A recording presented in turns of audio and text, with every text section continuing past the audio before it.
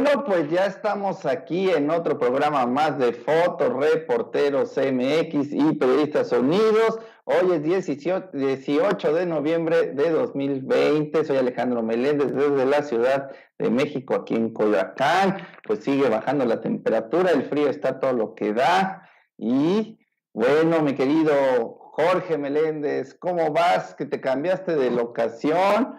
Ahora Sí, estamos desde Puebla, de la ciudad de Puebla, Puebla, de Los de Ángeles, Ángeles, y aquí sí. no hace tanto frío como dicen ustedes que hace allá. Aquí está más o menos la temperatura amable. Así es.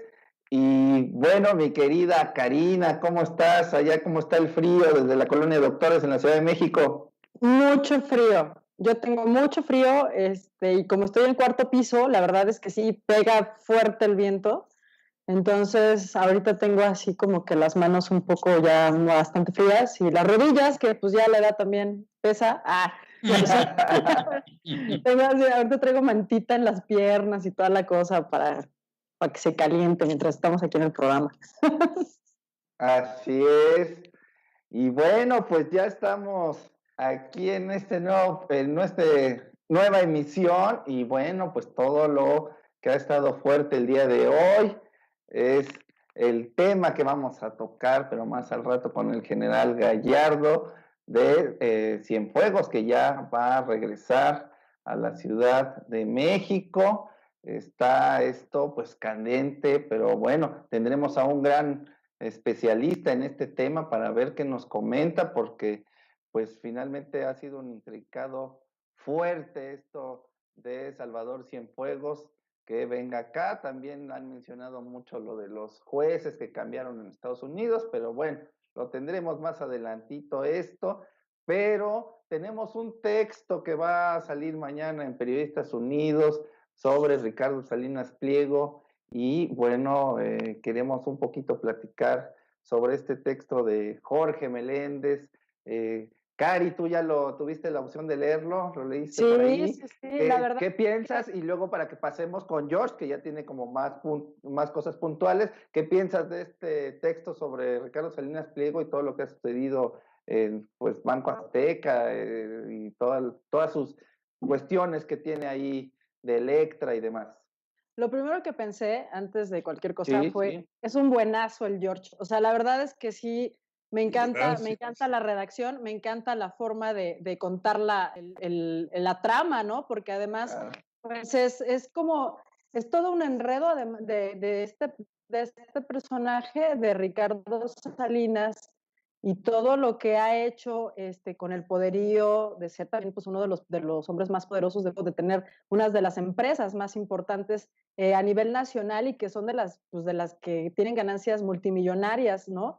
Y todo lo que hay alrededor de lo que hacen. A mí me parece que es un texto muy completo. La verdad es que yo los invito a que lo lean porque sí aclara también como bastantes cuestiones ahí pues de los no sé si digamos de negocios, George, porque no quiero decir esa palabra porque pues a final de cuentas tampoco tengo mucho contexto sobre esta situación, pero a final de cuentas, pues sí, de todas las manipulaciones que han hecho tanto a la población y luego con todo el tema del coronavirus, etcétera, etcétera, ¿no?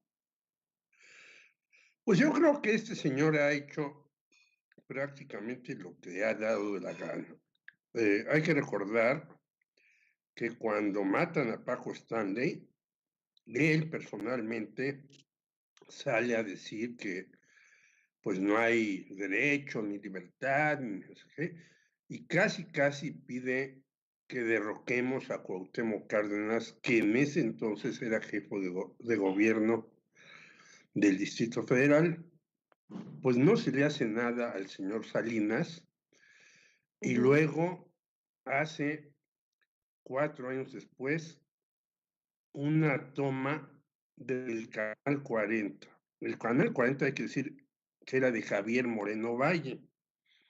Y este señor le presta una lana a Moreno Valle, no se la paga Moreno Valle, pero hace la toma del canal y es el Canal 40 que ahora se llama ADN. Uh-huh.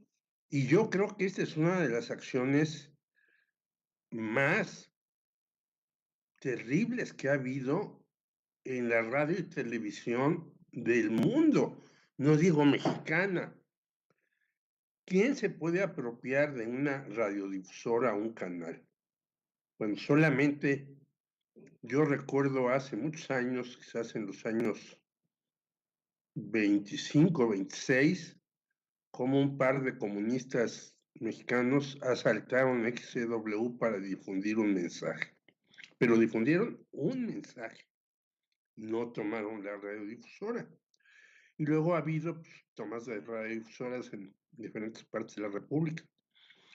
Pero desde allá para acá, el señor Salinas Pliego, que además el padre fundó las tiendas Electra, que son abonos chiquitos, pero pues tú compras cualquier cosa, una plancha, una pantalla y demás, y te sale 5, 6 u 8 veces más lo que costó.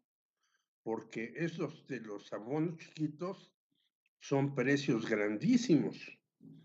Y así ha hecho una y otra cosa. Recordemos que el señor Javier Alatorre también dijo, la pandemia no tiene mucha importancia, hay que salir y demás. Y le llamó un poco la atención López Obrador y después ya no le dijeron nada. Y así ha hecho de las suyas este señor Daniel Bisoño, censuró a un funcionario del señor López Obrador y le dijo por televisión, pues no grosería y medio, barbaridad y medio, porque este cuate, pues no tiene ni sintaxis, ni prosodia, ni otras cosas más que no voy a decir aquí, y demás. Y él ha dicho que sus tiendas no se cierran y que Electra debe seguir trabajando y que los mexicanos trabajan. Ya ha llamado para que ganemos. Creo que ahí tuvimos un problema de conexión. Ahí está. Por la cierre de Electra y de Banco Azteca. Y este señor, pues le dice gobernadorcillo y una serie de palabrejas más. De ser un hombre que no tenía tanto dinero, hoy es el segundo millonario del país con una cantidad de 11.700 millones de dólares. ¿Cómo ha hecho esto? Haciendo negocios diversos. Entre ellos uno que sacó en un reportaje Proceso de la compra de Fertinal a 200 millones de dólares mayor de su precio de mercado. ¿Por qué estaba metido este señor Salinas Pliego en eso? Porque financió a los compradores y casi se quedó con la empresa. Bueno, lo han acusado de todo eso y muchas otras cosas más, y sigue siendo asesor del presidente de la República. Yo no entiendo por qué. Fíjate que eso era lo que yo te quería preguntar, George. Perdón que te interrumpa. Es que eso era lo que yo te quería preguntar, porque como que también Ricardo Salinas ha marcado mucho que tiene diferencias con la 4T, pero también como que suena muy raro el hecho de que le siga dando contratos millonarios, ¿no? Porque, o sea, por un lado te ataco, pero por el otro lado te apapacho. Con este tema principalmente hablemos de Aprende en Casa 2, ¿no? En donde el gobierno contrató a las televisoras, entre ellas TV Azteca, con millones y millones de pesos para que pasaran las cápsulas, etcétera, y para que participaran en la elaboración de las mismas cápsulas. Pero a la par estamos hablando de que todo el tiempo está en contra de las decisiones del gobierno, está denostando que al gobierno en todos sus sentidos, tanto al subsecretario de Salud como al propio presidente. Y entonces yo no entiendo, y por otro lado también sus alfiles, en este caso un Bisoño, ¿no? Y otros muchos que tienen por ahí, Alatorre, etcétera, pues están también usando sus espacios para hablar mal de la gente de la 4T. Entonces yo no entiendo cuál es ahí la situación que están manejando, o sea, con quién están, ¿no? Pues sí, y eso habría que preguntárselo al señor López Obrador, porque además hay que recordar, aparte de lo que dijiste correctamente, que un señor que estaba en la Fundación TV Azteca, Esteban Moctezuma, es el secretario de Educación Pública. Y hay que recordar también que este señor, en efecto, dice, pues no hay pandemia, ya le dio a él el coronavirus, por cierto. Pero dice, no, pues no hay pandemia, hay que salir, hay que trabajar, hay que hacer. Pues no, eso solamente el señor Donald Trump, que está deschavetado y que ya le quedan pocos días, bueno, hasta enero, no son tan pocos, es como 50 días en la presidencia. Es mes y medio, George. Sí. Entonces, yo no sé por qué el señor López Obrador pues lo trata con pinzas, porque hasta dijo que Javier Alatorre era de sus locutores preferidos. Bueno, yo que tengo muchos más años que ustedes, había visto solamente un trato así tan especial a Jacobo Zabludovsky, pero fuera de él a nadie más. Y el señor Alatorre, a mí me caía muy mal Zabludovsky, ya tuvimos ahí 2 desencuentros, pero cuando menos era un señor que entrevistaba o trataba de entrevistar a los personajes internacionales más notables, desde Salvador Dalí hasta Gabriel García Márquez, por poner 2 nombres.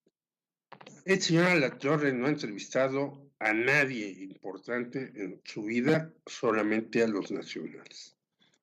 ¿Cuál es su importancia? Pues que tiene un noticiero que pues es de medio pelo para mí y que tiene alguna importancia televisiva, más ahora que la televisión tuvo una elevación en su audiencia que estaba caída. Y hay lugares en que pues la televisión ya no se ve, como entre los jóvenes. Pero este señor pues tiene el beneplácito.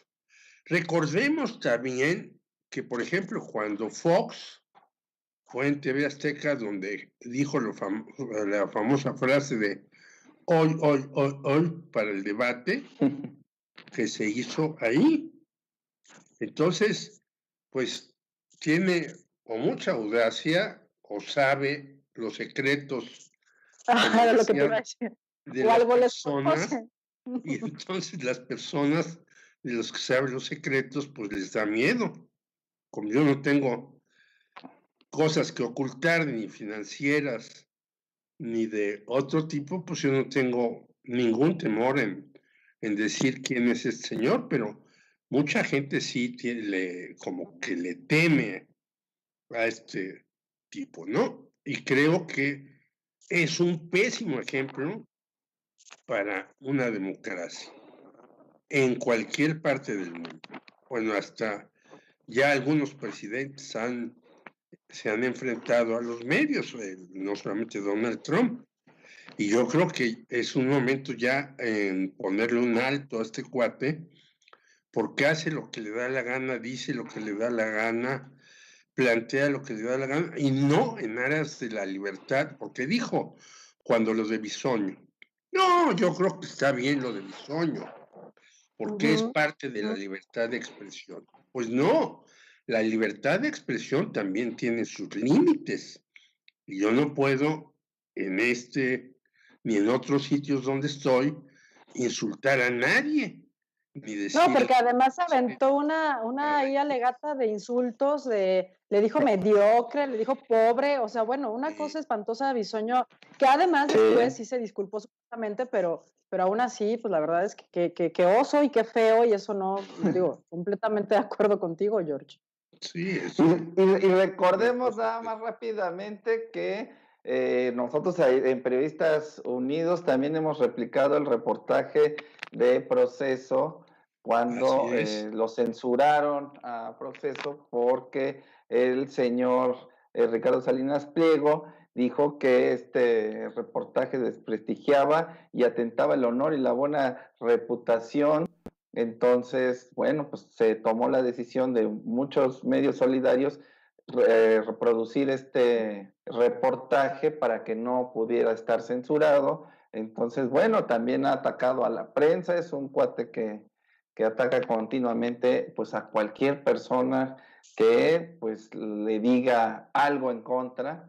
Entonces, bueno, de esa calaña y esa fuerza tiene Ricardo Salinas Pliego. Y bueno, recuerden que el día de mañana podrán ver este artículo de Jorge Meléndez que estará en Periodistas Unidos, que se llama Las imposiciones de Salinas Pliego. Acá lo pueden ver en el portal de Periodistas Unidos. Y bueno, recordarles rápidamente que nos compartan, por favor, esta publicación del programa para que lo vean todos en su muro, todos sus amigos y personas que lo vean. Recuerden, también tenemos un canal de donaciones, un botón de donaciones, y bueno, también estamos por YouTube, así que también pueden compartirnos ahí por YouTube para que empezamos a crecer por ahí y ponernos manita para arriba en YouTube. Y bueno, les quería comentar que pues hoy sí también tuvimos una pues triste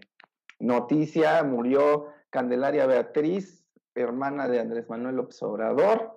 Y bueno, pues les mandamos desde aquí nuestro más sentido pésame, que de fortuna, ¿no? De esto que pasó. Aparte, pues su hermana era bastante joven, tenía 56 años de edad. Ah, caray, entonces, muy joven, muy joven. Sí. Entonces, bueno, pues mandamos un gran saludo y abrazo a Andrés Manuel López Obrador, si nos está viendo por aquí. Familia, claro. Y su familia, y bueno, ajá, sí. Y que se dio a conocer que fue por un paro cardíaco, ¿no? O sea, así es.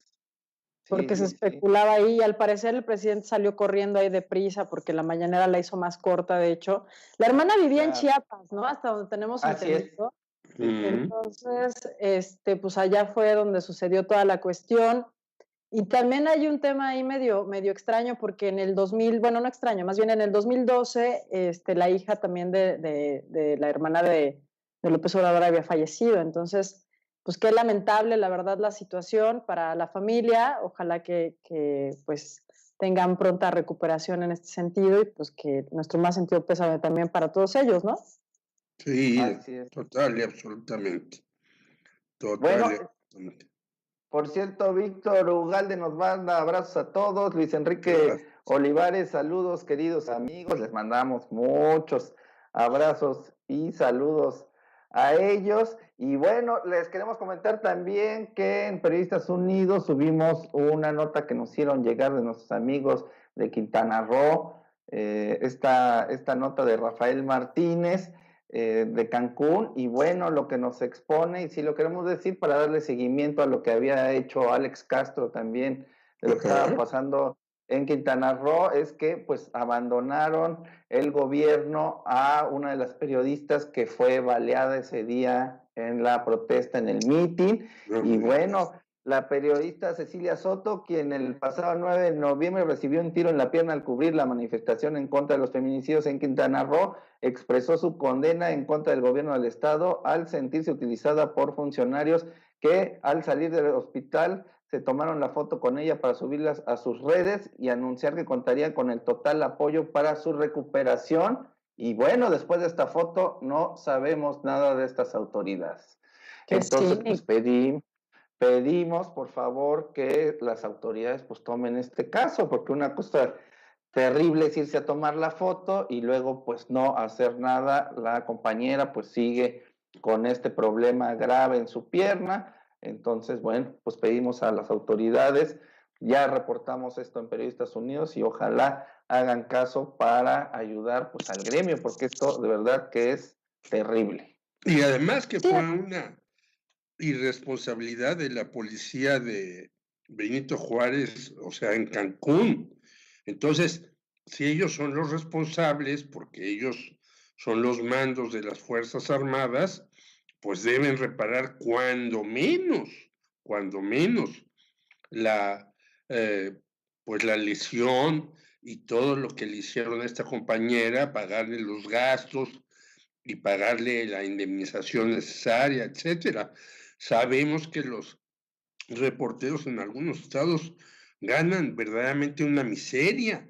Entonces, no es posible que después de que hagan sus tropelías, las autoridades dejen a los periodistas como si no hubiera pasado nada.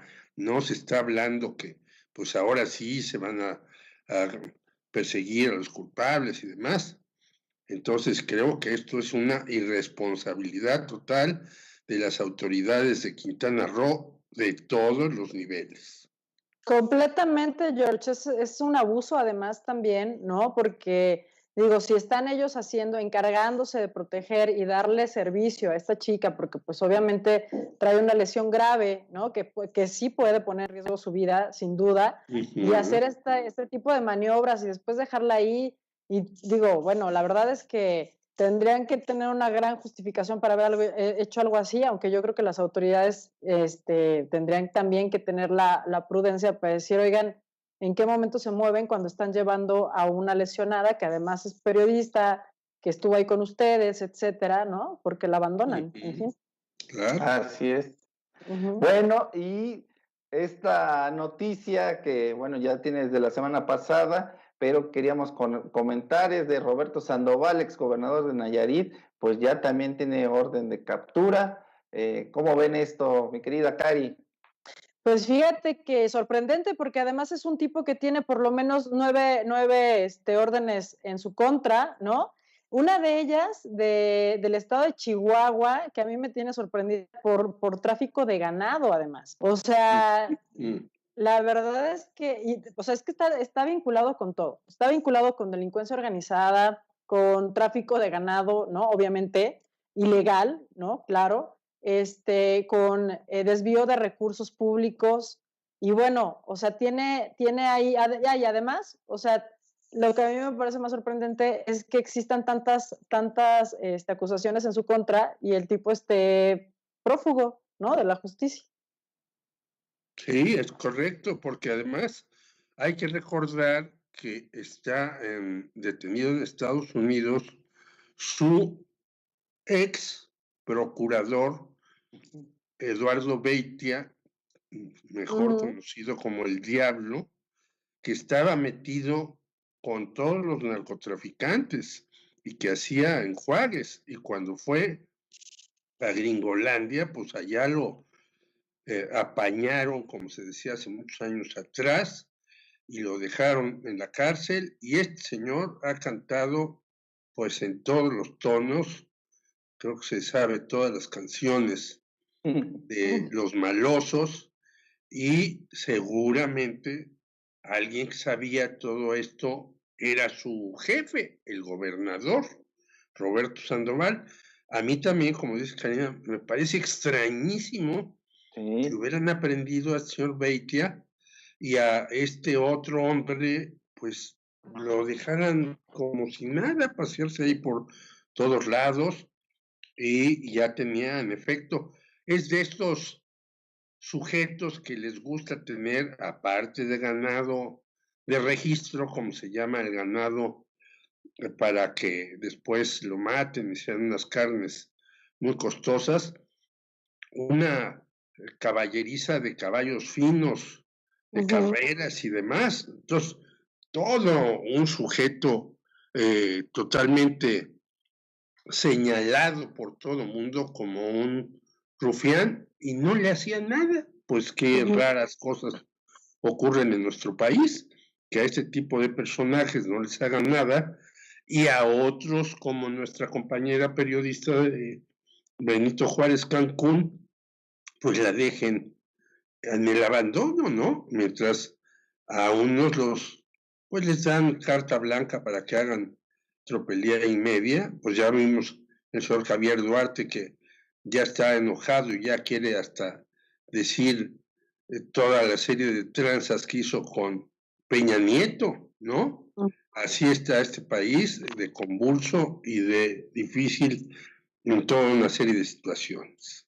Oye, no, y además me equivoqué en un dato, son 16 carpetas de investigación que hay en su contra y 9 denuncias, entre ellas una del estado de Chihuahua por el tráfico de ganado, ¿no? O sea, la verdad es toda una ficha. Y además, o sea, se ve que el tipo le sabe al tema porque él, antes de ser gobernador, fue director del rastro municipal en el periodo de Ney González, que es el antecesor. Entonces, la verdad es que aquí se habla de que es un tipo que sabe del negocio, que seguramente sí tiene varios vínculos ahí en varias cosas, y pues tiene 16 carpetas de investigación en su contra. Eso me parece increíble. O sea, no estamos hablando de que sea algo nuevo, pues. O sea, esto tiene ya bastante tiempo atrás, ¿no? Y que apenas se le esté girando la orden de aprehensión, y que justo cuando se le gira la orden de aprehensión, él todavía se va y dice, bueno, pues ahí se ven tranquilamente. Me parece una burla, la verdad, para la justicia mexicana, ¿no? Como muchas. Como también lo del tema de Cienfuegos, que ahorita lo vamos a platicar más al ratito, pero bueno, ¿no? Así es, y bueno, les preguntaría que justo va con esto de Cienfuegos, ¿ustedes creen que sí esta fiscalía, con la gente que han denunciado bastantes personas, dentro de ellos hasta Anabel Hernández, la fiscalía pueda hacer este trabajo no solamente con el exgobernador de Nayarit, sino con el caso de los Duarte, con varios casos ya de otros personajes, de Borges, que han sido también denunciados? ¿Creen que esta fiscalía pueda realmente pues cumplir todo lo que se está pidiendo? No sé quién. Pues yo creo que debe de hacerlo, si no, cuando salga el señor López Obrador, va a salir con una piedra a cuestas terrible, por toda una serie de cuestiones, pero sobre todo porque él tiene como encomienda principal, y así fue el voto por el que ganó tan alto, totalmente sancionar la corrupción. Si no sanciona la corrupción, pues se va a ver muy mal al final de su sexenio, y desde luego esto se va a reflejar en las elecciones del próximo año. Claro. Si esto es puro bla, bla, bla, y que sí, que lo vamos a agarrar, y que vamos a meter al bote a fulano, y que si solamente se queda en eso, en el 2021, pues vendrán muchos escalabros para Morena y en especial para el señor López Obrador. Eso es lo que yo creo. ¿Tú cómo lo ves, Cari? Yo creo lo mismo. O sea, aquí no se trata de que si tienen la capacidad o no la fiscalía, se supone que debe tener la capacidad. O sea, no es una cuestión de vamos a ver si les sale o lo hacen. O sea, más bien tienen que hacerlo, y si no sucede, pues eso será uno de los grandes cuestionamientos que nos haremos efectivamente cuando termine el mandato del presidente actual, ¿no? Así es. Bueno, recuerden compartirnos, por favor, en YouTube, en Facebook, por favor, compartan esto. José Luis Ángeles Boleaga dice saludos desde Mixcoac, le mandamos un gran saludo a nuestro querido Chilis. Y bueno, pues ya tenemos por aquí a Eduardo Bautista para contarnos lo que hay en las cuestiones de cultura. ¿Cómo estás? Buenas noches, Eduardo. Hola, hola a todos, ¿cómo están? Hola, Eduardo, muy bien. Bienvenido. Muy bien. Oye, Eduardo, pues cuéntanos, esta semana tenemos un festival feminista con puras escritoras feministas. Cuéntanos esta noticia, Eduardo. Así es un festival que, bueno, acaban de anunciar, es el FENALEM, Feria Nacional, del Libro de Escritoras Mexicanas. Es una feria bastante importante por ser única en su tipo en mucho tiempo. Sin duda se trata de un gran, creo yo, de un gran avance en la industria del libro. Porque, bueno, sabemos la disparidad que existe en el mundo literario, en el mundo editorial entre ambos géneros. Sabemos que la presencia de los hombres históricamente ha sido mucho mayor, se ve reflejada en premios, pero incluso también se ve reflejada en producción literaria, y no es porque las mujeres evidentemente no escriban, esto es algo incluso tonto pensarlo, pero es porque pues las grandes editoriales desde hace mucho tiempo pues sí se han encargado de publicar más hombres que mujeres y esto es una cuestión histórica y bueno, qué bueno que ya se comiencen a justamente organizar estos eventos. La Feria Nacional del Libro de Escritoras Mexicanas se va a llevar a cabo ya dentro de poco, del 8 al 11 de diciembre, va a ser un evento virtual debido a la pandemia, del 8 al 11 de diciembre vía Facebook Live en la página de la FENALEM. Van a estar más de 100 escritoras mexicanas de prácticamente todas las zonas de la República, porque creo que esto también es importante, que va a ser un evento bastante descentralizado y vamos a poder conocer los distintos pensamientos y las distintas cosmogonías que existen en los movimientos feministas entre las escritoras mexicanas. Entonces son 4 días de este evento virtual que pretende visibilizar a las mujeres en el mundo literario en México. Va a haber evidentemente pues muchas actividades, va a haber de todos géneros literarios, cuento, poesía, narrativa, de todo. Y pues es un gran avance, como les decía, recordemos la frase de Virginia Woolf, ¿no? Donde decía, para la mayor parte de la historia, anónimo significa mujer, ¿no? Desgraciadamente, como les comentaba, la autoría de muchos textos literarios muchas veces prefirieron ponerle anónimo que ponerle el nombre de una mujer, ¿no? Y esto me parece que es bastante grave, pero qué bueno que justamente se empieza ya a resarcir esta tendencia, no desde ahora, es desde hace ya varios años, y bueno, esta tendencia, las estadísticas pues no lo contradicen, tan solo en el Premio Nobel de Literatura, aquí investigué un poco, y de 1901, que fue cuando se empezó a entregar el Premio Nobel de Literatura a la fecha, solamente 16 mujeres han sido premiadas frente a 103 hombres. Ándale, entonces, como si fuéramos, nosotros no hiciéramos cosas tan importantísimas, ¿no? Exactamente. Y esto habla de algún modo, pues, de las instituciones académicas, ¿no? De las famosas autoridades literarias, que bueno, sabemos que pues determinan muchas veces tendencias de mercado, determinan popularidad, determinan incluso se llega a creer calidad, ahí sí yo estaría un poco en contra, pero desgraciadamente pues esta es la estadística del Nobel de Literatura. De hecho, hace poco sí se premió a una mujer, Louise Gluck, si lo recuerdan, una escritora estadounidense. Sí. Y en el premio Cervantes también hay una disparidad grande. 5 mujeres frente a 40 hombres. La última mujer que fue premiada fue Ida Vitale, la poeta uruguaya. Entonces, pues bueno, podemos ver claramente la gran disparidad, ¿no?, que existe entre ambos géneros. Bueno, pues qué bueno que en este momento las letras se están volviendo ya, bueno, siempre han sido de ambos géneros y de todos los géneros, pero pues qué bueno que por lo menos ya se está reconociendo más el trabajo femenino, porque además siempre la sensibilidad para escribir, y lo digo porque pues yo soy una mujer que me encanta escribir, ¿no?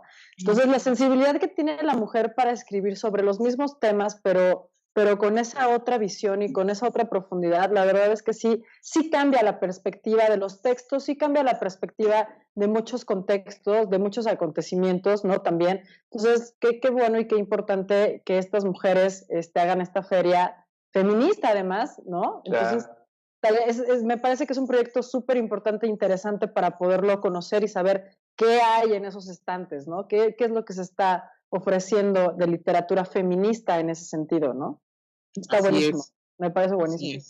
Así es, justamente me parece muy atinado lo que comentas porque como bien dices, las mujeres yo creo que sí tienen una sensibilidad pues muy especial para abordar temas, todos los temas, y desgraciadamente por un machismo que está incrustado en la industria editorial, pues nos hemos perdido muchas cosas, ¿no? Y bueno, aclarar también que aunque bueno es un tema relacionado con las mujeres y el feminismo y la equidad de género, este comentario es meramente informativo y no pretende de ningún modo editorializar ni dar una opinión sobre temas que entiendo que son sensibles ahorita en redes sociales, porque bueno, por ahí la semana pasada hubo un par de comentarios en Twitter, ¿no? Que pues señalaban que porque un hombre comenta temas, ¿no? Feministas, pero bueno, en fin. En fin, nada más. Qué bueno que pones este paréntesis y esta alerta, porque justamente pues lo que queremos aquí es un poco informar y bueno, también por eso tenemos a nuestra compañera Cari, que generalmente hace más a profundidad de estos comentarios y lo cual pues nosotros también respetamos para que sea con más profundidad y sobre todo con más seriedad se toquen estos temas y podamos pues hacer las cosas más profundas.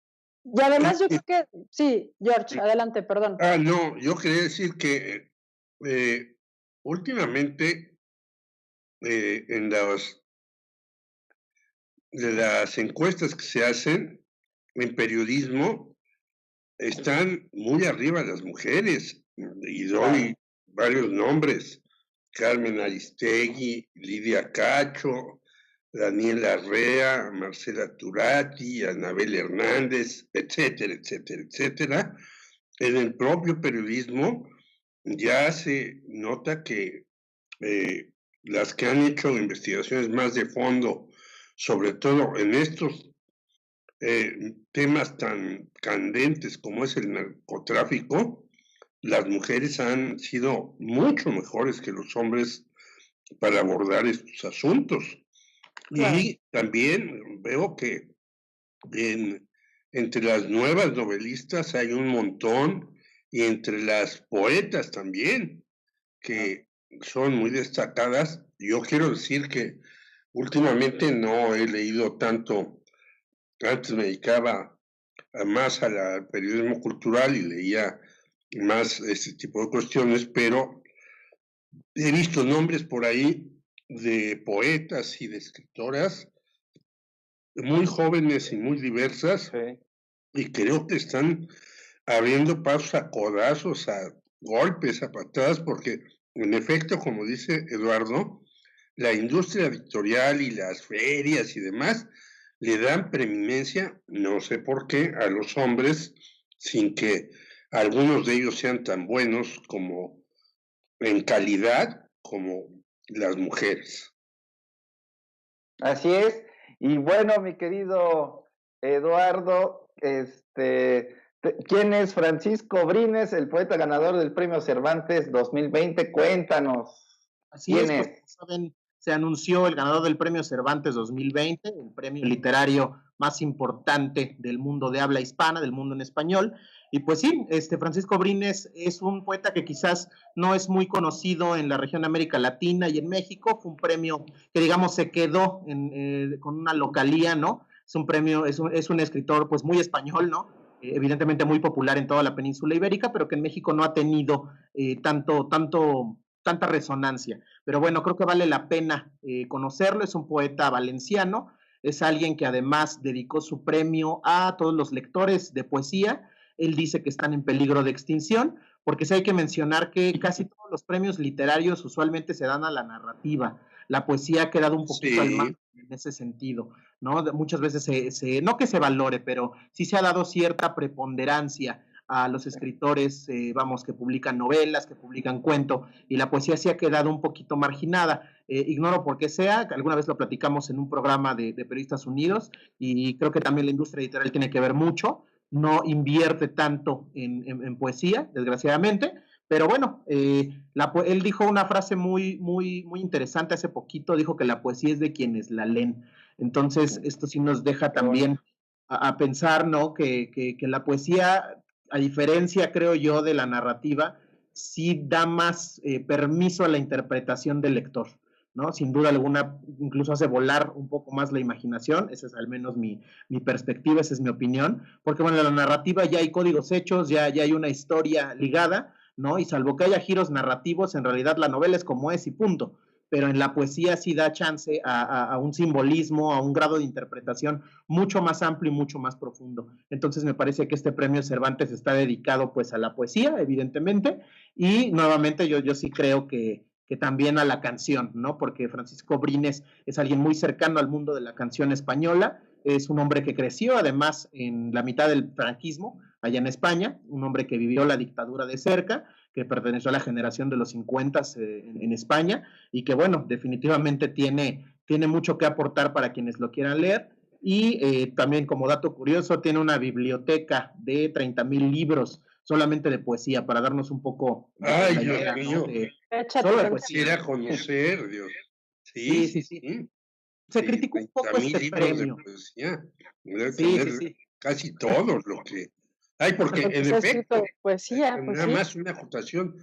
Yo fui amigo de el editor de Joaquín Ortiz, y editaba libros de poesía, pero decía, te voy a hacer nada más 100 o 200 o 300, alguien importante, 500 ejemplares. y en cambio en novela era de 1,000, 2,000 o 3,000 y demás. O sea, siempre se ha vendido, por desgracia, menos la poesía, y yo a mis alumnos de la Facultad de Ciencias Políticas los hago leer a varios poetas, obviamente a Jaime Sabines con Los Amorosos, para que vayan agarrándole sabor al caldo, pero al maestro Efraín Huerta, a Renato Leduc y a muchos otros poetas que a mí me parece que son indispensables. Renato, siendo un periodista, es un poeta que además fue maldito por su Prometeo sifilítico, ¿no? Entonces yo les hago leer esas obras necesariamente para que sepan cómo escribir. Yo digo, el que no sabe poesía, no sabe escribir. Así es. Oye, y Cari, ¿querías decir algo? Perdón, rápidamente, ¿querías decir algo, Cari?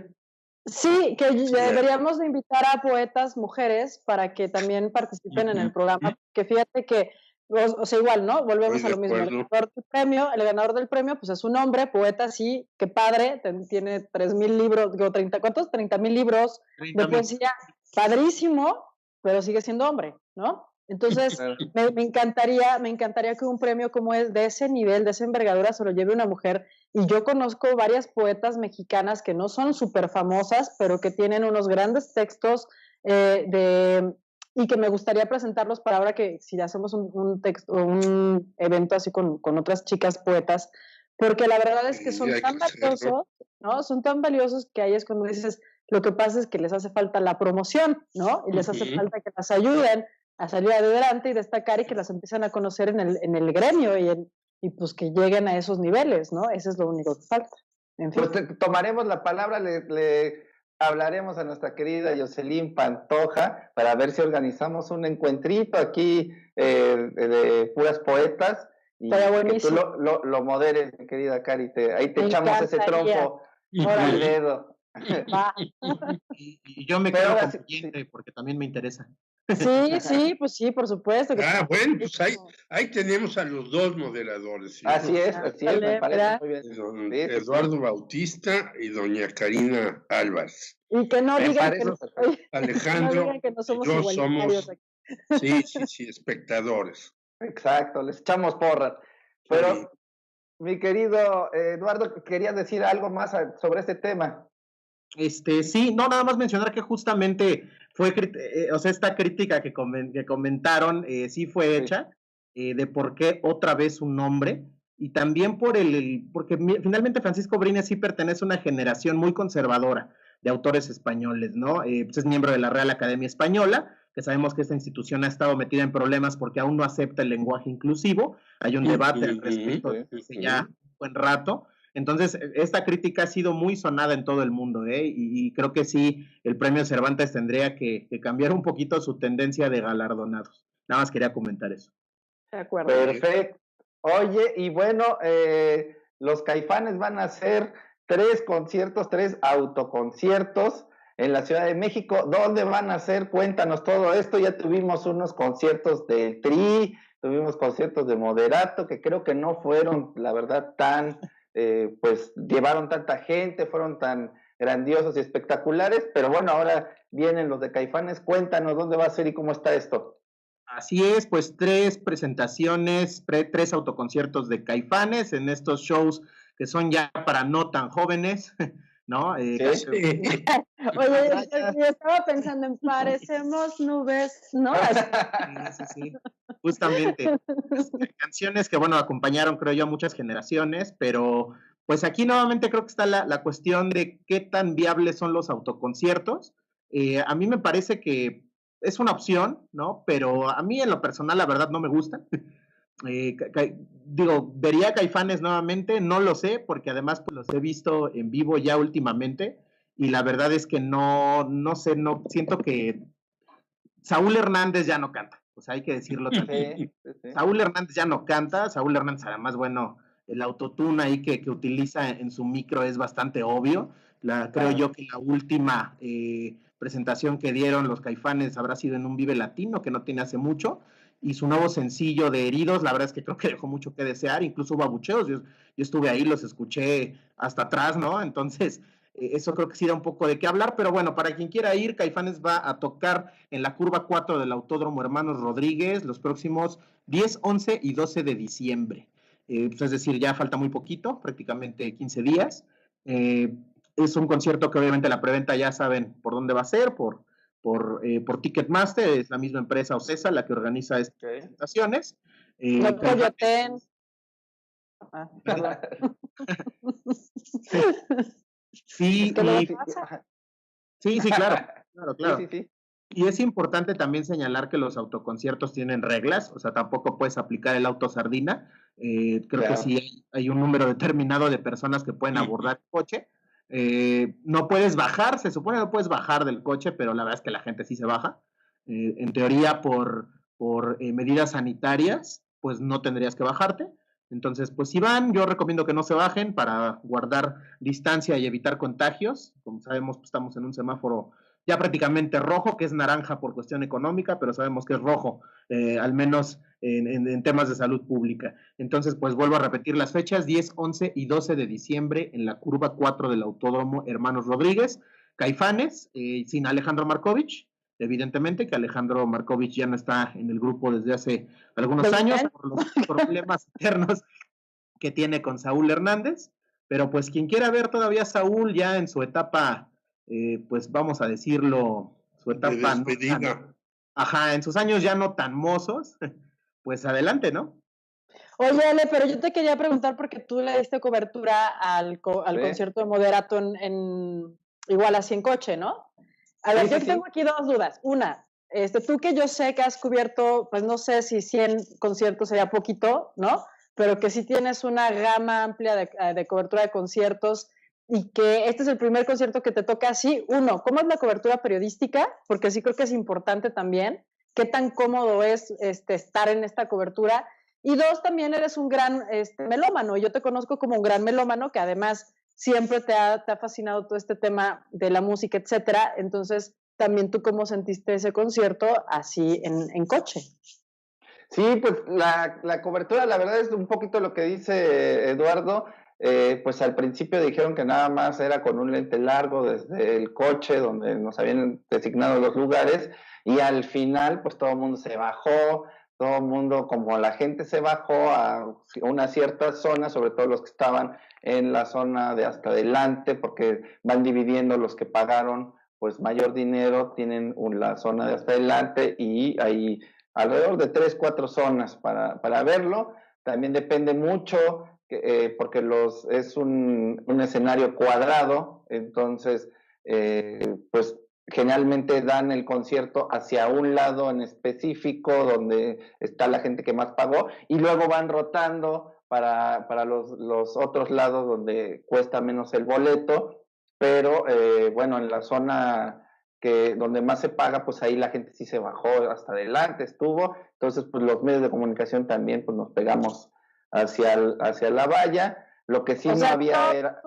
la sana distancia. Exacto, ahí se rompió, no sé si en este concierto pues se logre que sí no se baje la gente, y bueno, lo que sí es que no dejaron entrar alcohol, entonces solamente podías en un área ir a comprar alcohol, pero era un área pues bastante pues distante del lugar donde se encontraba todo, entonces pues la verdad la gente pues lo que logró meter ahí a escondidas y pues compró muy poco alcohol, que también ese es el negocio. Abajo del asiento, dice nuestro productor. Así es.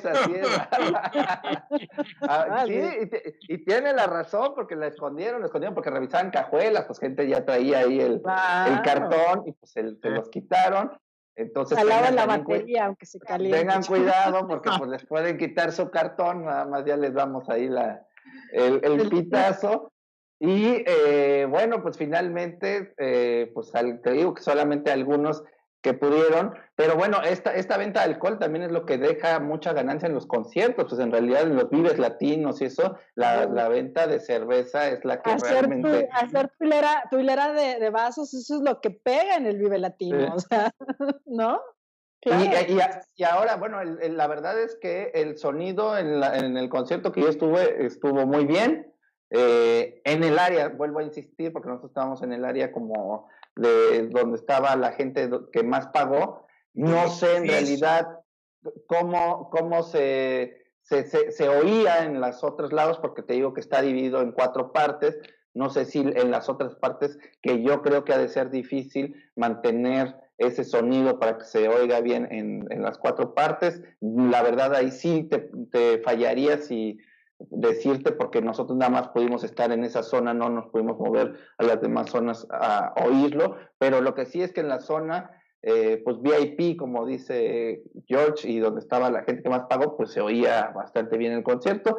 Entonces, pues bueno, yo creo que también va a ser estas cuestiones de la pericia de los organizadores que ya pasaron estas pruebas, y pues a ver si lo organizan bien. Yo creo que pues faltará todavía bastante para que esto pues tenga cifras buenas, y que yo creo que tendrá que pasar todo esto para que regresemos de verdad a los conciertos que teníamos antes y disfrutarlos como antes. Así es. Claro, Sí. y la experiencia sí es bien distinta, creo yo. Claro. O sea, no es que se escuche mal, porque pues es la misma calidad de audio, creo yo, que de un concierto tradicional.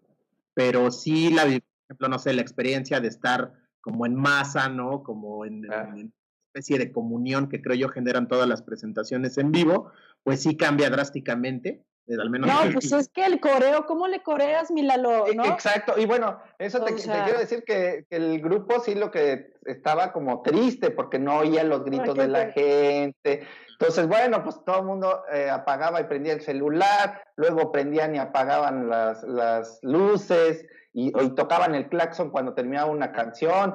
Pues se las ideaban como para transmitir esto, pero el grupo pues no siente lo mismo, ¿no? No, pues no te digo. Pero aún así es mejor que el streaming.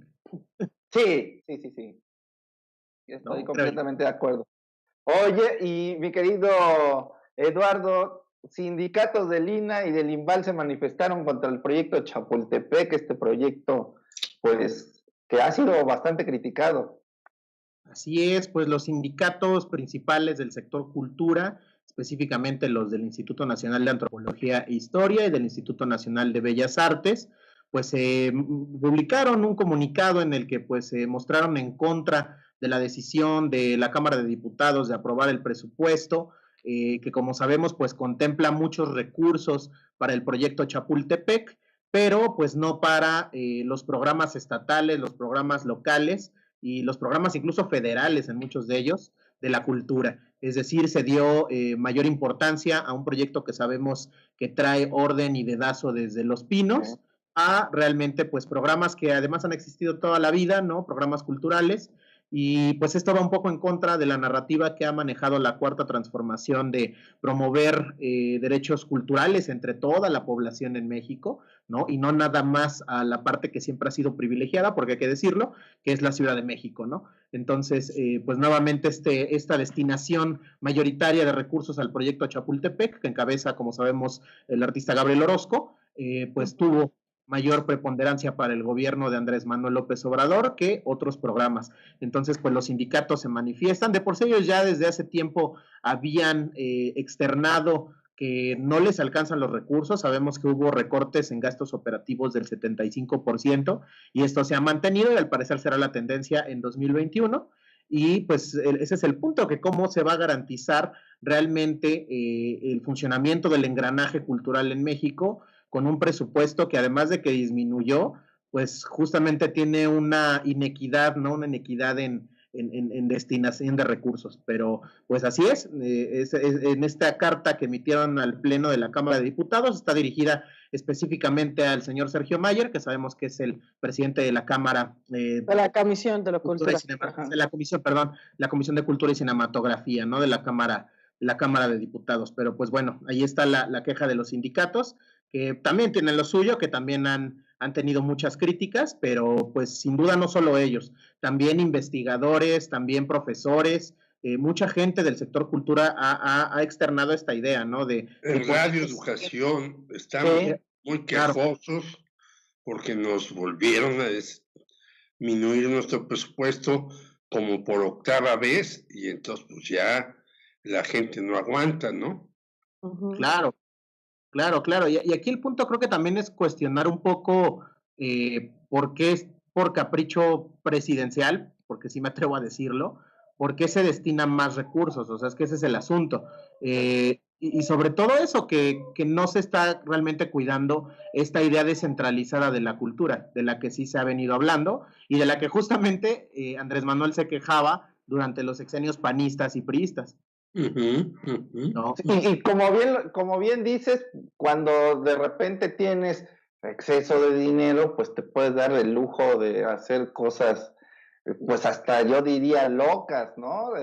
Vamos a poner aquí un super museo que esté con esta gran escalera pero bueno, si no hay presupuesto, pues yo creo que tendrías que gastar eso en cuestiones prioritarias, como es el caso de Radio Educación o otros museos que necesitan pues remodelarse o que realmente se afiancen en ciertos sentidos y sectores. Y pues yo creo que con lo que tenemos debe de más bien pues potencializarlo en lugar de crear un proyecto que para mi gusto va a ser un elefante blanco si cambia esta administración, porque hacerlo va a costar mucho y va a costar mucho tiempo y es un proyecto demasiado ambicioso que a lo mejor, y me atrevo a decirlo desde este momento, no se termina en esta administración y que quedaría, vuelvo a insistir, hay un elefante blanco. Entonces yo en medio del bosque de Chapultepec. En medio del bosque de Chapultepec, sí, porque de verdad lo hemos visto, yo lo he visto también en Veracruz, así es. Ajá, desde el principio del sexenio, yo fui hasta volar mi dron para ver dónde iban a ser las secciones, en dónde iba a pasar, y bueno, es de verdad algo muy ambicioso y que se me hace que necesita demasiada infraestructura y no creo que lo puedan lograr, pero bueno, esperaremos a ver qué pasa, mi querido Eduardo. Sí, y aquí el problema es que el presupuesto para el sector cultura en el país se aprobó sin moverle una coma y un número, o sea, eso sí es increíble. Sí. Absolutamente nada. En otras ocasiones, por lo menos, de manera superficial o cosmética, hay para, ya sabes, tapar con un dedo, pues le modifican una que otra cosa y demás, pero esta vez aprobó sin cambios, ¿no? Eso sí me parece increíble. El presupuesto para el próximo año es de 13,985 millones de pesos. Sí, justicia, lo puse bien. Se pidió, el sector cultura pidió que se reasignaran 3,500 millones de pesos, es decir, que 3,500 millones de pesos se quitaran del proyecto Chapultepec para ser reasignados a otro tipo de programas comunitarios, pero pues no fue aprobada esta solicitud. Y así es, Alex, como decías, conservación de museos, de zonas arqueológicas, pero también algo bien importante, algo tan sencillo como, oye, un taller de guitarra, un taller de pintura en una comunidad, no solamente urbana, también una comunidad rural, cambia vida, ¿sabes? O sea, el hecho de que un chico a lo mejor de una zona de Jalisco tenga la oportunidad de conocer o de tomar clases de música, de pintura, de lo que sea, de teatro, puede llegar a cambiar vidas, ¿no? Y esto me parece que sí es importante a nivel sociedad y a nivel comunitario. Pero pues bueno, ni modo, se siguió dando relevancia a los dedazos de presidencia. Así es. Sí, los diputados se mostraron nuevamente porque los morenos criticaban a los priistas, a los panistas, que eran levantadedos, que no escuchaban a la sociedad, que hacían todo lo que el presidente en turno les decía, y pues estamos en las mismas. Es decir, estos morenos resultaron más güeros, por llamarlos de esa manera, por supremacistas que los anteriores, ¿no? No son los morenos que se levantan en contra de el rey, sino son los morenos que se agachan a favor de quien les dicta la línea. Terrible. Pues te agradecemos mucho, mi querido Eduardo, y nos vemos la próxima semana para más noticias importantes de cultura. Claro que sí, muchas gracias a todos nuevamente por el espacio y que tengan buena noche. Al contrario, gracias a ti, Eduardo. Bye, gracias a todos. Bye. Siempre bastante productivo esta sección, me encanta. Oiga, pues nos manda Dolores Rosas, buenas noches, saludos, te quiero muñequita, le mando Besos a mi mami. saludos. Y Caesar, enhorabuena, prima, siempre para adelante, te quiero mucho, saludos, nos mandan Otro beso para mi primo que está en Estados Unidos. Exacto, y demás, y recuerden, por favor, seguirnos compartiendo aquí si nos comparten, pues ya tenemos, nos está diciendo Eric Mesa, a nuestro invitado para hablar sobre Salvador Cienfuegos. Dinos quién es, mi querido Jorge Meléndez. Pues es el querido general José Francisco Gallardo Rodríguez. Él es un experto en lo que vamos a hablar, del asunto de qué pasó, por qué regresaron a México al general Cienfuegos. Hay que decir que el general Gallardo estuvo encarcelado injustamente de 1993 al 2002 por publicar el adelanto de su tesis acerca del ombudsman militar. Y entonces lo encarcelaron injustamente sus compañeros militares, que ahora deben de estar diciendo cuánta razón tenía el general Gallardo con lo que pasó con el señor Cienfuegos. Es decir, tanto hay que verle al ombudsman las partes positivas, que castigue a quienes cometen excesos, como hay que verle también las partes positivas de que defiendan a quienes están en la cárcel injustamente. No sabemos, en el caso del señor ex ministro de la Defensa, Salvador Cienfuegos, si en realidad de lo que se le acusa podría estar en la cárcel. No, yo por lo que he leído, pues las acusaciones son bastante endebles. De grabación de llamadas telefónicas, dichos de testigos protegidos, etcétera, pero fue una sorpresa que el señor William Barr, el secretario de Justicia de Estados Unidos, dijera: libérenlo y mándenlo para México. Y entonces alguien que ha conocido en carne propia toda una serie de cuestiones para bien y para mal, está con nosotros para que nos diga cómo está este asunto. Buenas noches, mi querido general. Gustos en estar con ustedes. Hay que decir también que el general ya es doctor en sociología y es un destacadísimo profesor de la Facultad de Ciencias Políticas y Sociales. ¿Cómo ve usted este asunto de el general Cienfuegos? Muy bien, muchas gracias por la invitación. Un saludo a todo el auditorio y bueno, pues para empezar, es un hecho inédito que ha sucedido en México a raíz de las relaciones bilaterales de ayuda y asistencia militar que firmó Calderón a través de la iniciativa Mérida en el 2007. Además, yo lo veo un asunto lamentable porque el general Cienfuegos es detenido en los Estados Unidos, en Los Ángeles. ¿Y por qué no se detuvo aquí en México?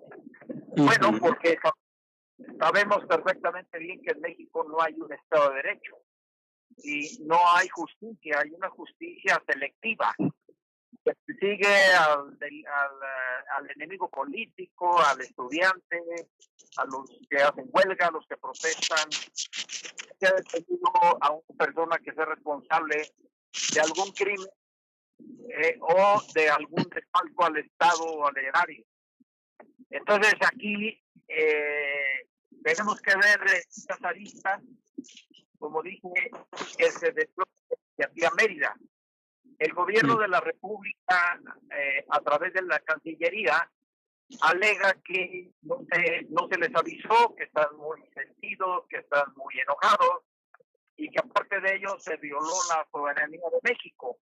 Pero yo quiero decirles que no hay ninguna violación a la soberanía, porque cuando se firma la iniciativa Mérida en el 2007 por Calderón, Calderón entrega el sistema de defensa nacional a Estados Unidos, somete a los mandos militares de México a los del Pentágono, y aparte de ello permite que Estados Unidos tenga como jurisdicción de su orden interno a México completo.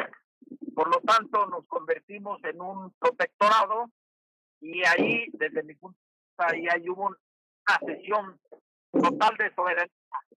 Por lo tanto, la iniciativa Mérida, a través de la iniciativa Mérida que se hacen estos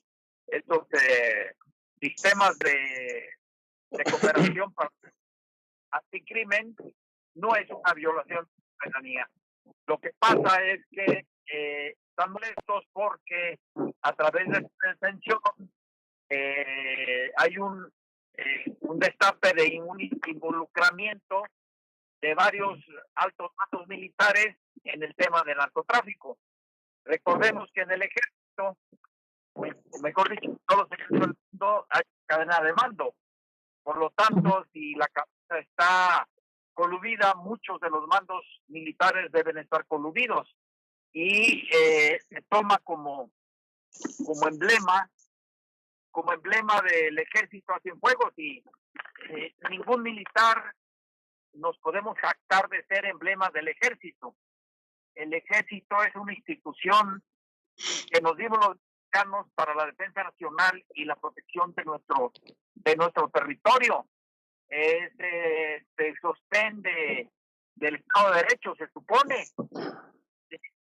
Ese es un punto grave que no se ha tocado con la detención que se hizo del general Cienfuegos, que está coludido con el narcotráfico, según las acusaciones que hizo el Departamento de Justicia de Estados Unidos. Pero, general, y yo concuerdo totalmente con lo que usted dice, sí. Pero entonces, ¿por qué los Estados Unidos, después de montar todo este aparato, de repente dicen, pues, como que nos equivocamos y mejor júzguenlo ustedes en México? ¿Será que hay un acuerdo secreto que no sabemos? Porque algunas noticias hoy dicen, pues es una relación entre Donald Trump y el señor López Obrador, porque el señor López Obrador no ha dicho, ya ganó en Estados Unidos Joe Biden. ¿Será tan sencillo o tan simplón el asunto, o hay algo más de fondo? Y disculpe, general Alejandro Meléndez, quisiera preguntarle en este sentido en el que va Jorge. También hay una investigación que hizo la gente en Estados Unidos del New York Times y Vice, donde dicen una declaración: México fue tajante, o retiran los cargos del general o la DEA se va de México. Entonces, ¿es esto cierto o en qué nos estamos enfrentando? Bueno, mire, toda esta información que se está conociendo en diferentes medios de comunicación, yo tengo muchas dudas. Más bien fue un arreglo de carácter, digamos, popular entre los ejecutivos, aduciendo temas como los que acaban de mencionar, y yo no creo que ese haya sido el motivo. ¿Por qué? Porque las estructuras de seguridad de Estados Unidos tienen muchos años trabajando en México, incluso antes de la firma de la iniciativa Mérida. La iniciativa Mérida formaliza esos entrometimientos que ha tenido el gobierno de Estados Unidos en México en la lucha contra el narcotráfico y en otras situaciones. Tan es así que también en la investigación que se hizo, un ejemplo que se hizo en Ayotzinapa, aparecen nombrados los OBI, o sea, oficiales binacionales de inteligencia, que pertenecen a la embajada. Entonces, volviendo al comentario, yo no creo absolutamente que el gobierno de México haya puesto como condición retirar a la DEA. ¿Por qué? Porque estos aparatos de seguridad de Estados Unidos están en México con la quiescencia del gobierno, de los gobiernos de Felipe Calderón, de Enrique Peña Nieto, incluyendo a Andrés Manuel López Obrador. Y entonces aquí estos aparatos están sustentados, digamos, a través de este convenio que se hizo en 2007. No, yo no creo absolutamente que haya sido ese el motivo. Más bien fue, no sé, una cosa humillante en donde fueron ahora sí que a chillar, ¿no? Que se estaba poniendo en tela de juicio a la institución armada y que Cienfuegos era el emblema de las Fuerzas Armadas, pero ya comenté ese detalle, y aparte de ello, pues no se puede terminar una relación que tiene muchos años y aparte de ello que está funcionando a través de este convenio de cooperación, que es la Iniciativa Mérida. Otra declaración aunado a este tema es que Andrés Manuel López Obrador en una mañanera dijo que esta Iniciativa Mérida ya había terminado. La pregunta es, ¿por qué todavía están aquí los aparatos de seguridad de Estados Unidos? Si hubiera terminado este convenio, se hubiera comunicado oficialmente que estos aparatos se retiraran de México. Quiero decirle a la audiencia que la segunda agencia de inteligencia más grande del mundo está en México. ¿Y por qué? Bueno, pues por la situación que estamos viviendo y aparte de ello porque México es apetitoso para Estados Unidos por su petróleo, por sus recursos naturales y aparte de ello, que me queda a la mano, no es igual traer el petróleo de Afganistán o de Asia a traerlo de aquí a kilómetros de sus fronteras. Entonces es un tema complejo. Lo que yo sí creo es que es un engaño a la sociedad, pues a través de estos mecanismos ocultos que se hacen para encubrir, mi punto de vista, un crimen gravísimo en donde se expuso la seguridad nacional y en donde se expuso la estructura de seguridad y de defensa del Estado mexicano, pero también de la estructura del ejército.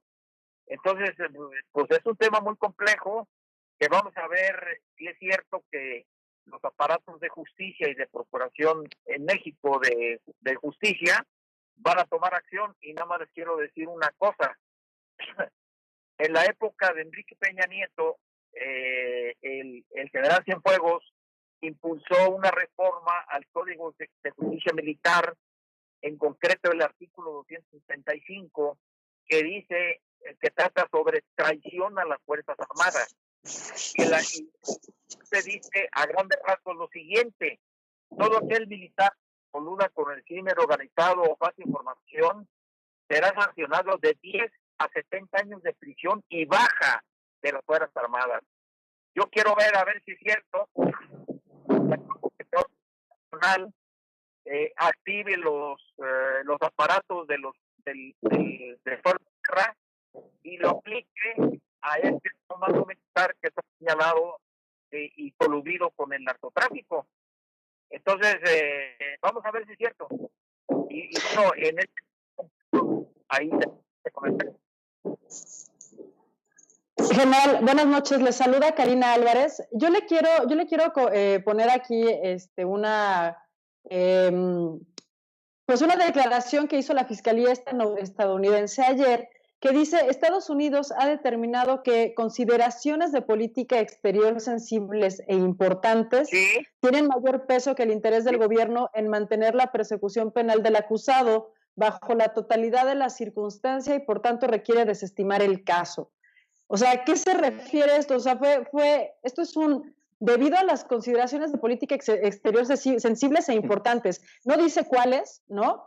Que tampoco me parece la de gran sensibilidad. Ok, pues sí, si el general amerita una baja deshonrosa, pues bueno, pues eso es por haber participado en actos de delincuencia organizada, que además por alguna razón Estados Unidos lo acusó en su momento y por algo lo detuvo en Estados Unidos. A mí lo que me llama mucho la atención es que Marcelo Ebrard hace la negociación para traer al general Cienfuegos a México nuevamente. Y entonces lo que sí me llama también mucho la atención es si lo van a traer, lo van a meter a la cárcel o lo van a tener guardado en su casa, en lo que se hace una investigación que puede ser que nunca más se realice. Así es, bueno, mira, este tema que me estás diciendo a mí, yo lo veo que se cubre, México se vuelve a cubrir con un manto de impunidad que asegura y protege pues estos actos de corrupción y de delincuencia. Además, esa declaratoria que se hizo en Estados Unidos, recordemos que es la rama ejecutiva, y la rama ejecutiva la manejan directamente los presidentes.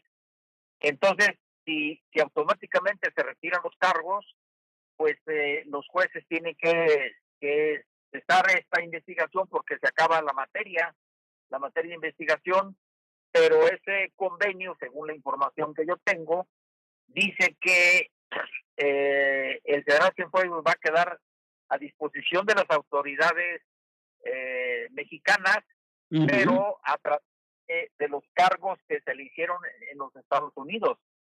Y regresa a México, Cienfuegos tiene que ser juzgado también por el fuero federal y por el fuero militar. Y el fuero militar les acabo cuál es la situación, ¿no? Ahora bien, no obstante ello, tampoco a mí me queda claro cuál fue el fondo de todo esto, ¿no?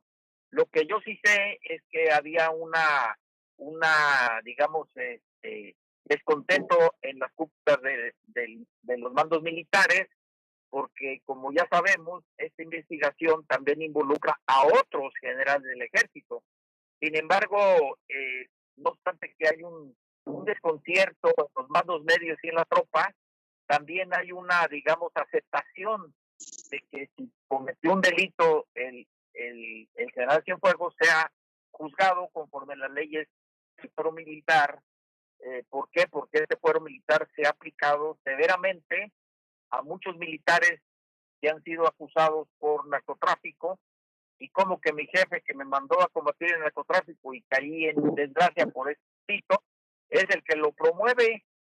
Y aparte de ello, ha habido muchas personas que han muerto y hay muchas familias agraviadas y o sea, es inexplicable. Pero aparte de ello, esto toma una gran relevancia porque cómo es que el encargado de la seguridad nacional, el encargado de la seguridad pública ahora y otras cosas está coludido con el crimen organizado. ¿Cómo va a ser eso?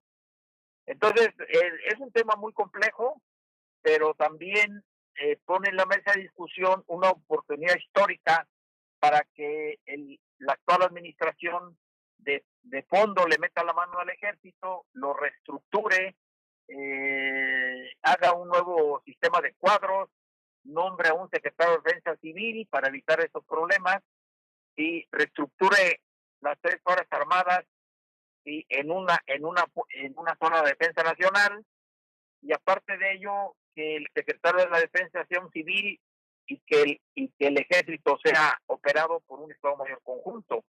Además, el adoctrinamiento se debe revisar porque muchos de los militares y altos mandos han hecho su adoctrinamiento en el Comando Norte, y el adoctrinamiento quien debe definir el perfil del militar mexicano es el Congreso, y el Congreso no ha dicho nada. Está perfectamente bien en la Constitución, en el artículo 63, fracción 14, dice que el Congreso tiene la responsabilidad de disciplinar, ordenar, armar y sostener a la Fuerza Armada. Nunca han hecho eso, nunca lo han hecho. Entonces, esta es una oportunidad histórica para hacer todos esos cambios y aparte de ello, establecer una nueva relación civil-militar donde el poder militar esté sometido al poder civil del Estado. Los militares no están haciendo de aeropuertos, ni bancos del bienestar, ni tampoco andar repartiendo libros, ni haciendo construcciones de nada, ni haciendo construcciones de hospitales del COVID, nada. ¿Por qué? Porque ellos tienen la misión constitucional de defensa nacional. Y la pregunta ahora que el ejército está empeñado en todo esto, incluso en la seguridad pública, ¿Y la Defensa Nacional? La pregunta, ¿la Defensa Nacional cómo está? Pues está, ese flanco lo tenemos descubierto y por ahí nos pueden pegar y nos están pegando.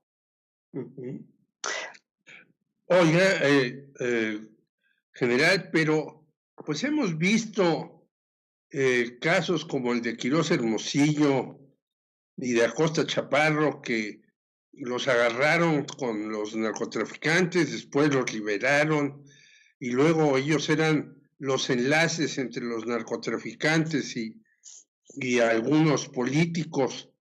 Quiere decir que hay una colusión ahí bastante seria entre grupos de militares, narcotraficantes y políticos mexicanos.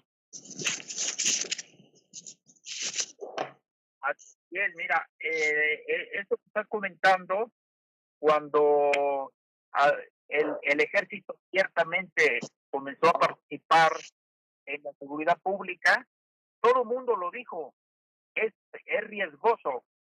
¿Por qué? Porque el crimen organizado maneja mucho dinero, gigantescos de dinero, en donde los generales o los comandantes de las diferentes zonas militares están expuestos a la corrupción. Tan es así que pues ya lo estamos viendo, ¿no?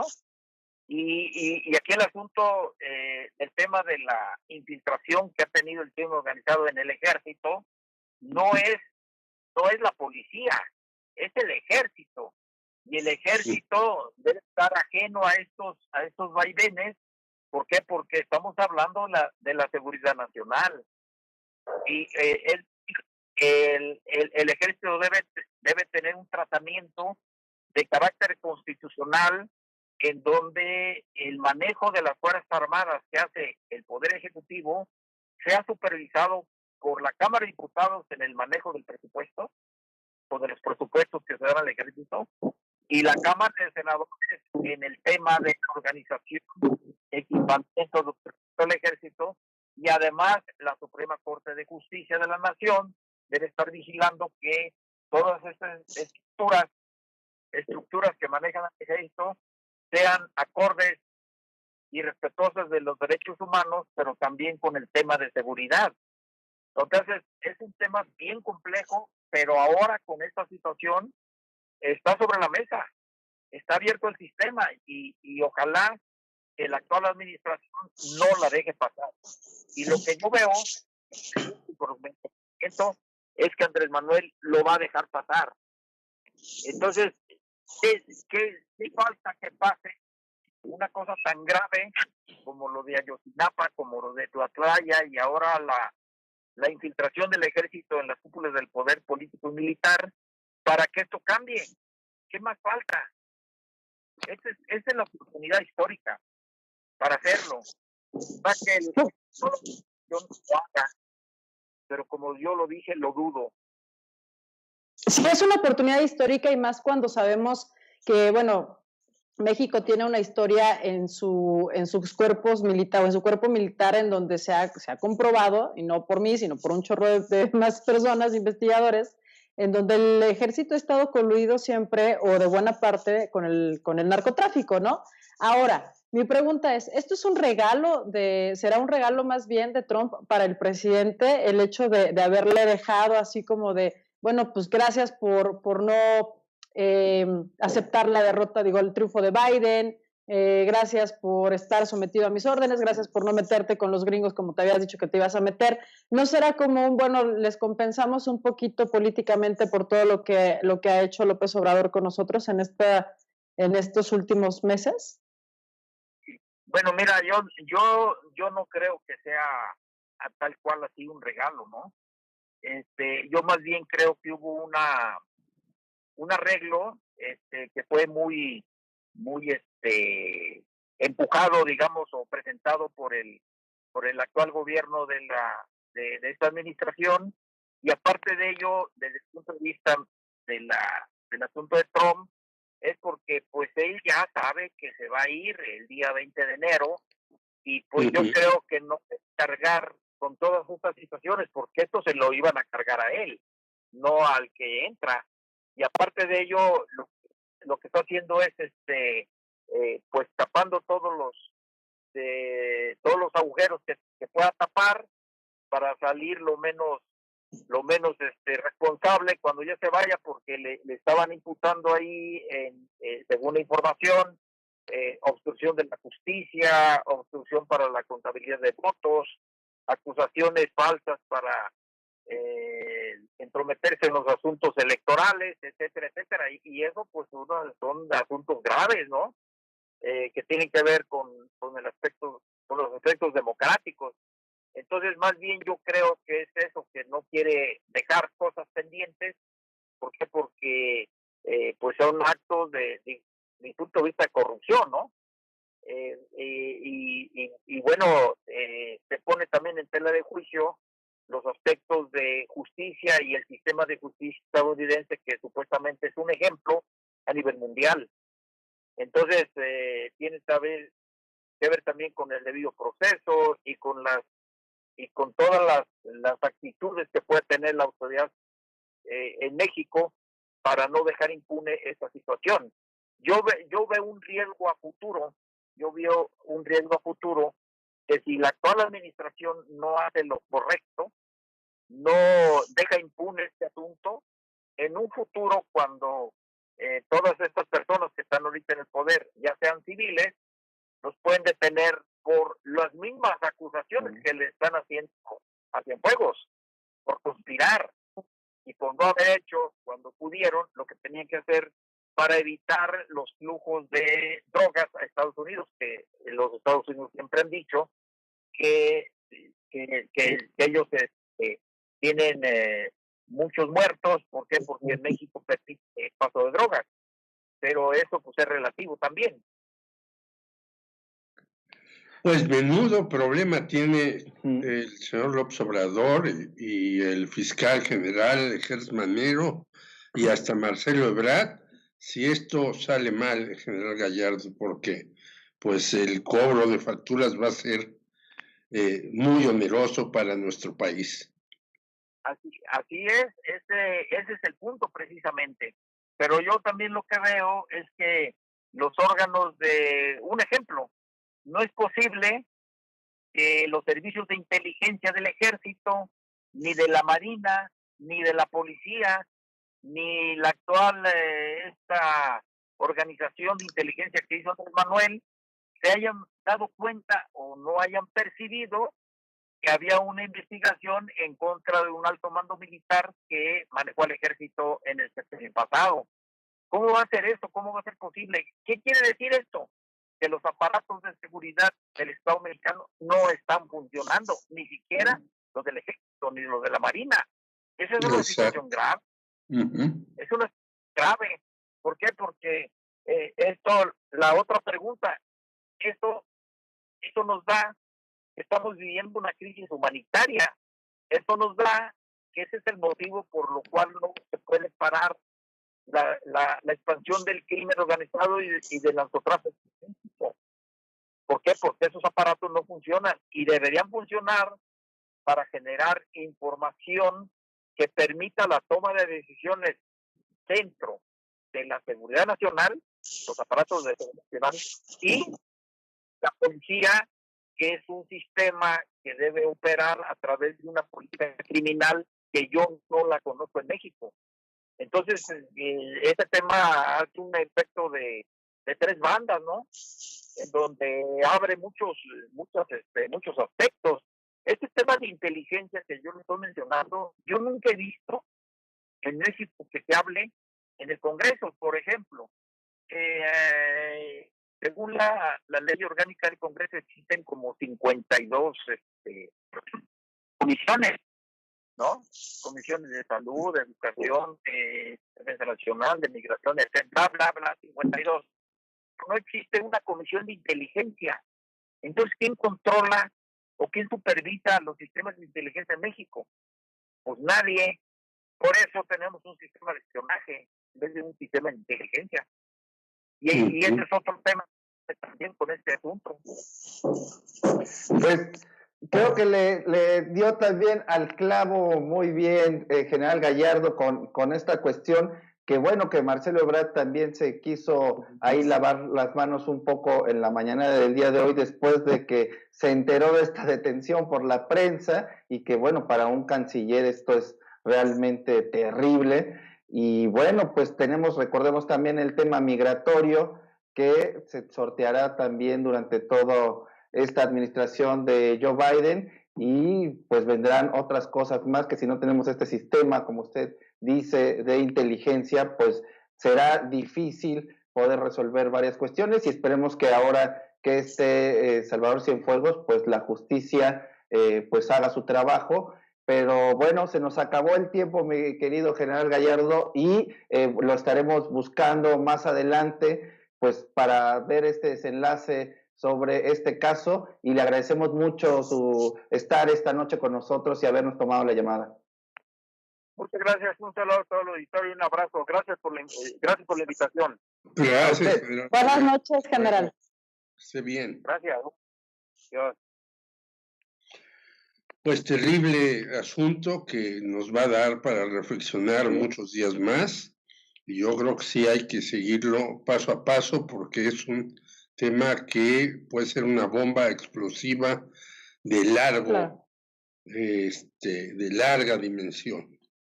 Y coincide muy bien el general Gallardo contigo, mi querido George, que si esto no se resuelve va a ser una cosa terrible para Andrés Manuel López Obrador, y creo que también deja un punto muy importante que es lo que hemos visto ya en toda América Latina, sobre todo en el caso de Brasil, que si no hacen bien las cuestiones de justicia, el equipo de Andrés Manuel López Obrador y la fiscalía, bueno, estas leyes y esto que ha sucedido puede revertírseles, y como es el caso de Lula, pueden terminar hasta la cárcel varios de estos personajes y hasta el mismo presidente, mi querido Jorge Meléndez, porque en el caso de Brasil con Lula ya sucedió.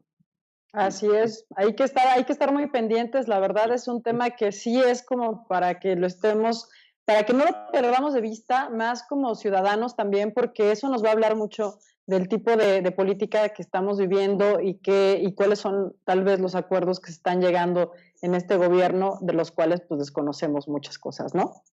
Así es.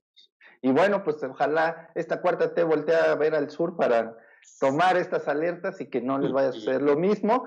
Y bueno, pues los dejamos aquí. Recuerden compartirnos, darnos likes en nuestras redes sociales. Estamos en Instagram, Twitter, Facebook, y tenemos también un botón de donaciones para que nos dejen ahí un dinerito, lo que les sobre. Y bueno, nos vemos el próximo lunes con más de Fotoreporteros MX y Periodistas Unidos. Hasta luego y buenas noches. Los queremos.